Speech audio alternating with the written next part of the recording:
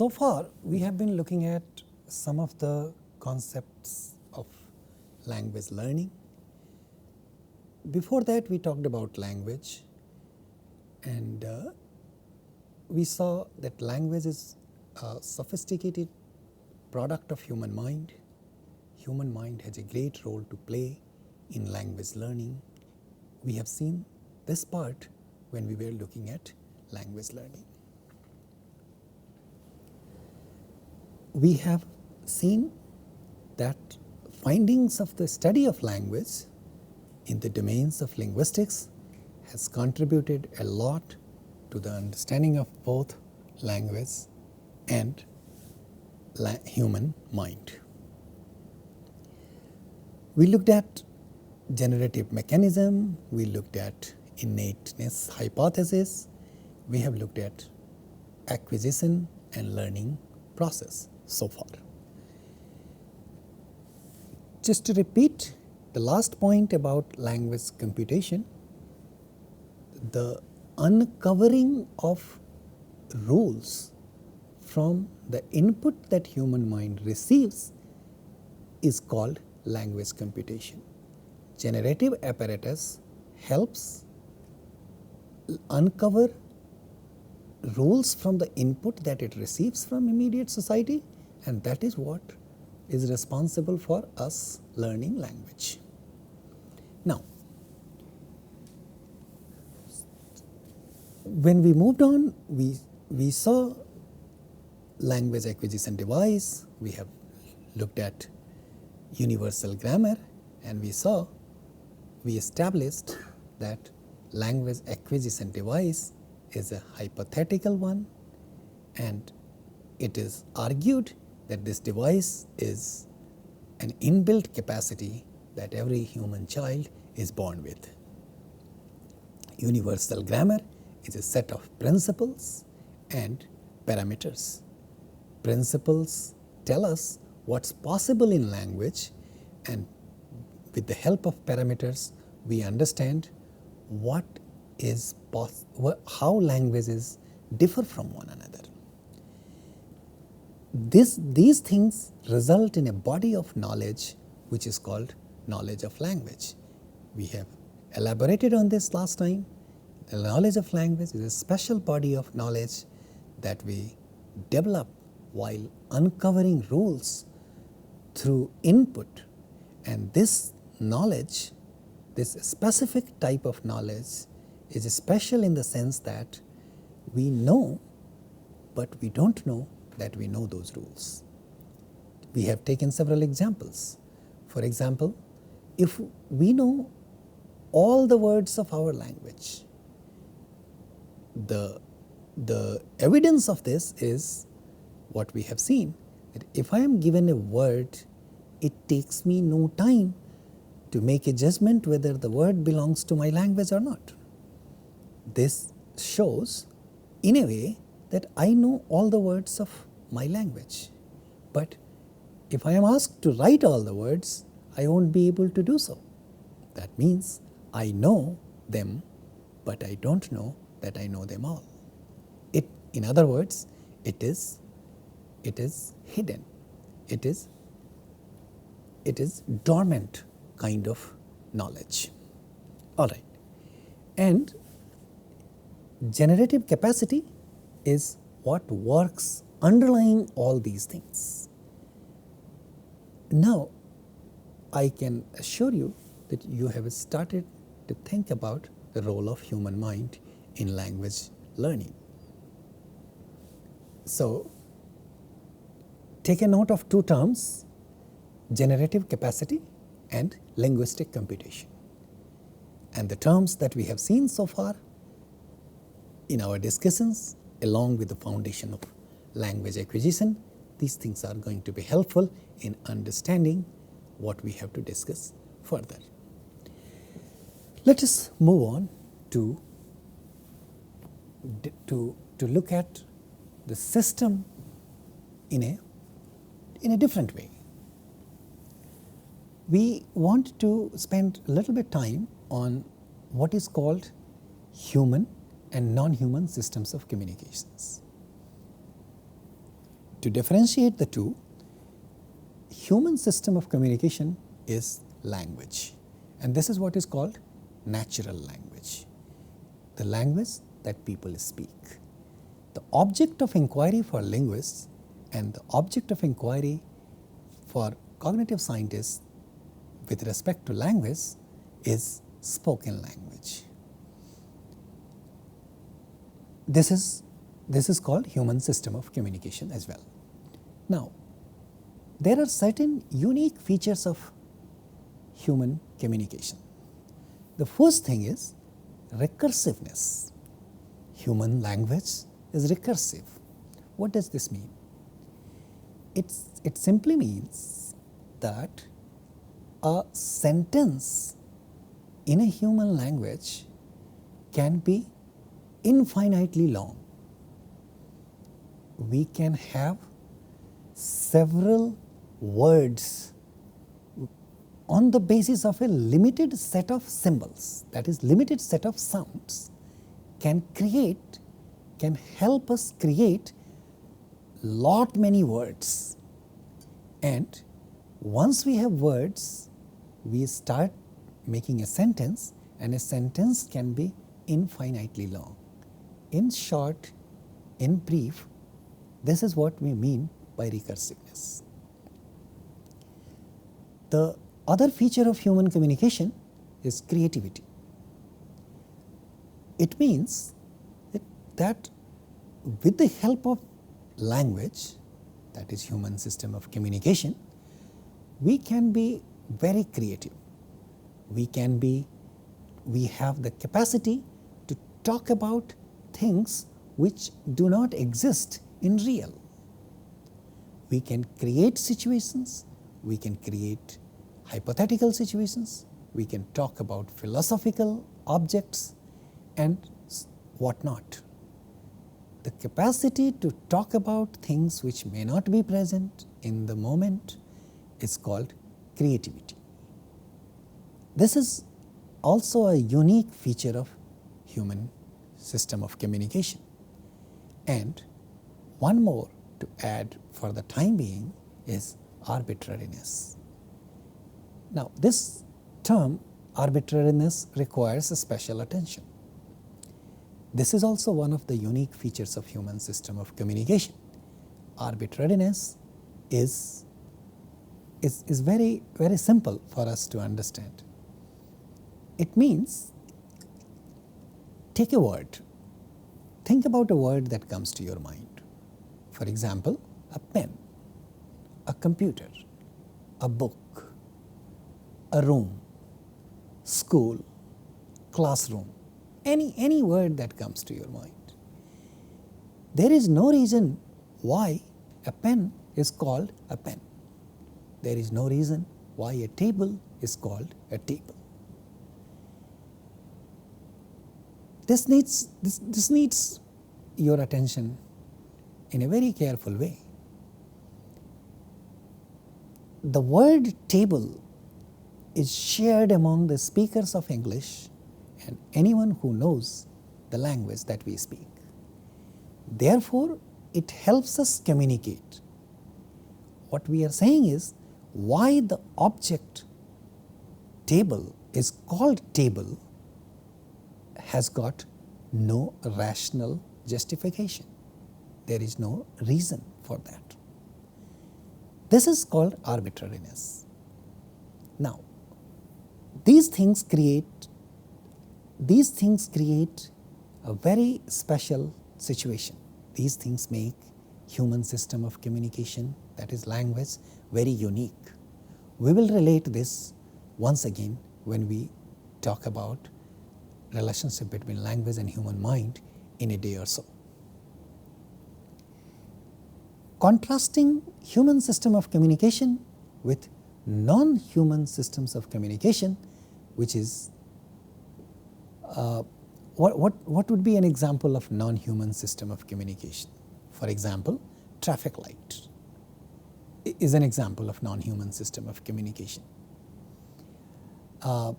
Animal sounds, bird sounds, bees, these could be examples of non-human systems of communications.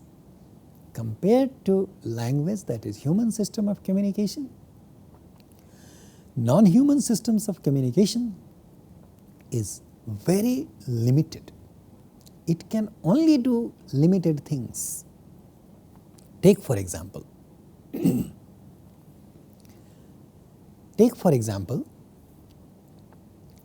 traffic lights. What are the things that traffic lights can do?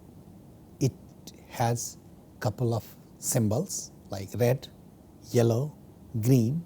If we like, we can add couple of more, but that's all about it. When the traffic signal is red, it simply tells you one small thing. When the traffic signal is green, it simply tells you another, which is when it is red, stop, when it is green, go.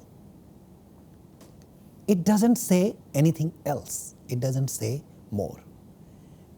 This is what we mean by being limited, the symbols being limited in giving us meaning.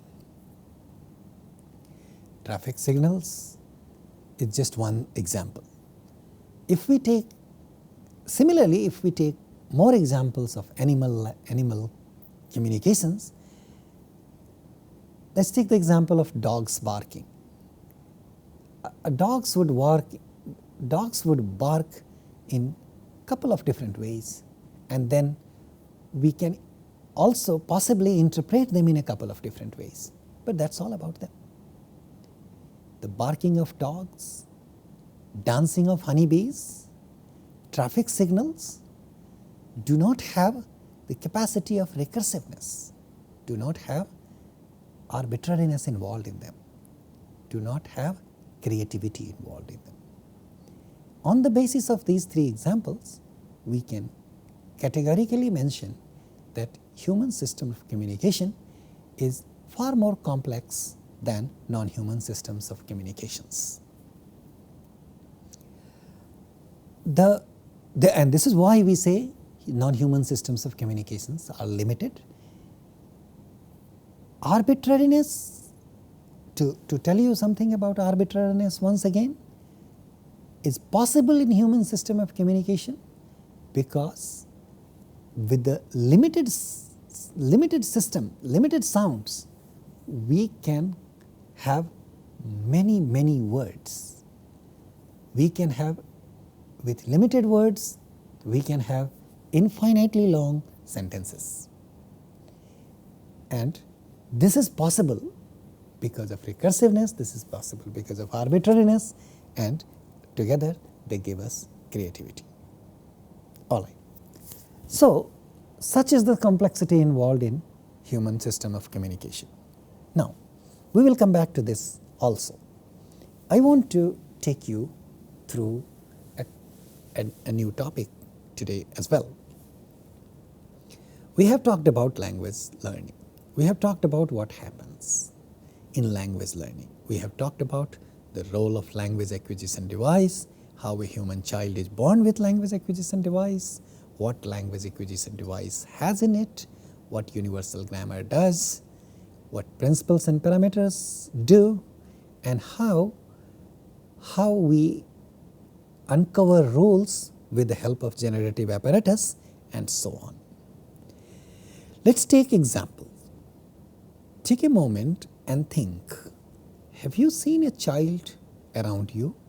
Have you seen a child growing around you? How closely have you observed a child? If you have, then you will witness the following things.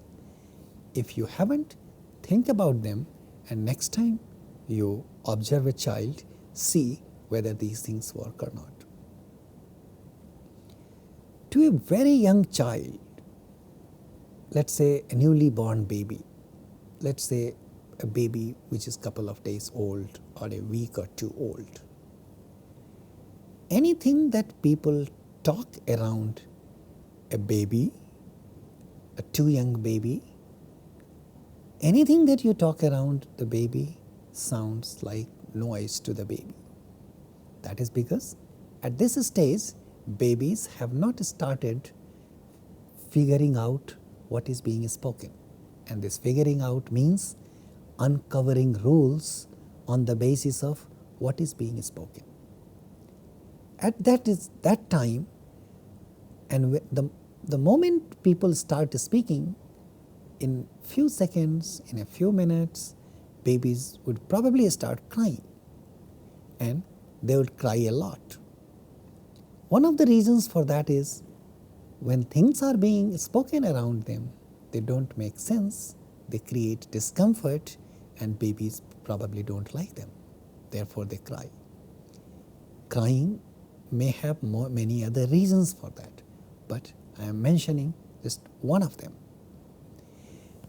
That stage has been identified as crying. I'm going to be talking about a couple of more stages. These things have been discussed in details by one of the famous linguists and cognitive scientists, Ray Jackendoff, in his book, Patterns in Human Mind. Once babies get out of this stage, the second stage that begins is called babbling. At that time, probably babies have started moving lips. Probably they are just looking at others, and because when people around them speak, what they observe is the moment some kind of noise comes, they start observing people, and they look at the source of the sound, and one of the things that is quite obvious to them is probably movement of lips. So what they start doing is they start moving their lips, and they start getting some sounds like pa, pa, ba, ma.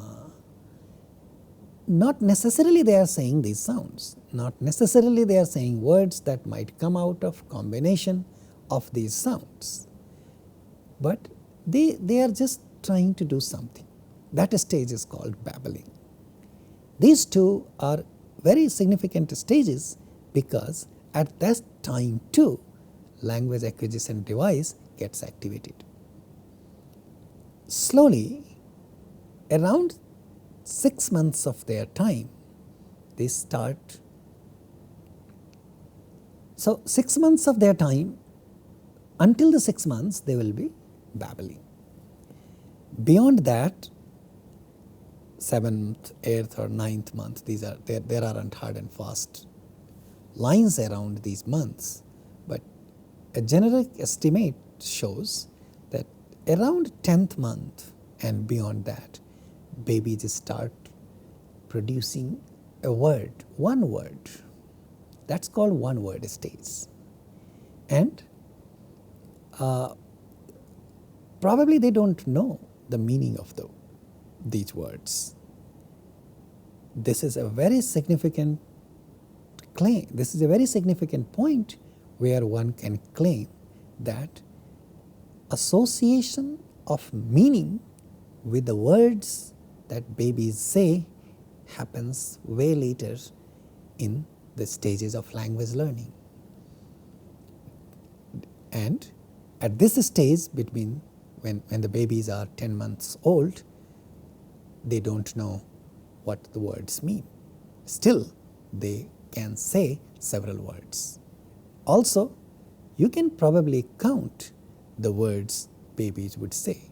They are very, very generic across cultures like papa, mama, baba, and little bit more complex words. Maybe some babies would produce bisyllabic words as well. When the stages of learning is underway, around 2 years of their age, they will come to 2 words stage, and then they'll start saying things like mommy, water, give, ball, and so on. This is also that we can find several other things on the basis of these examples. At the time of 24 months and 2 words stays, they have started uncovering rules of what would combine with one word. They do not produce just any 2 words when they make a phrase.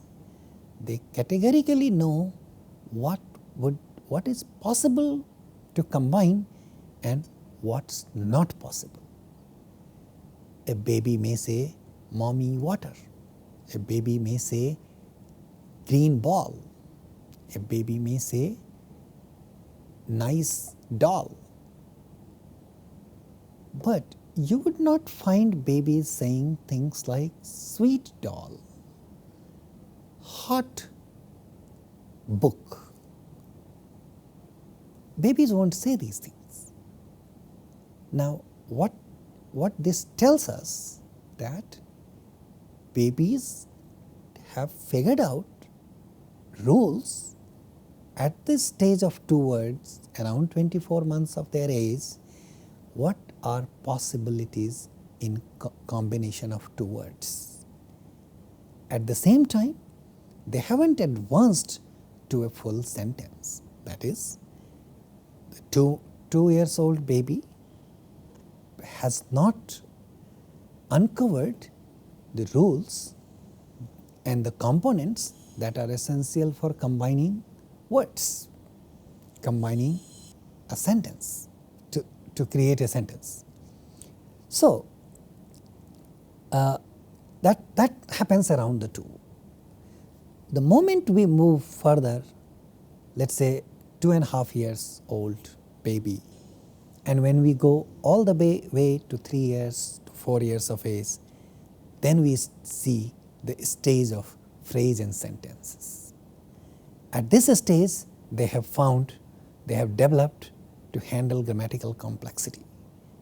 Probably around this stage, they also start making meaning.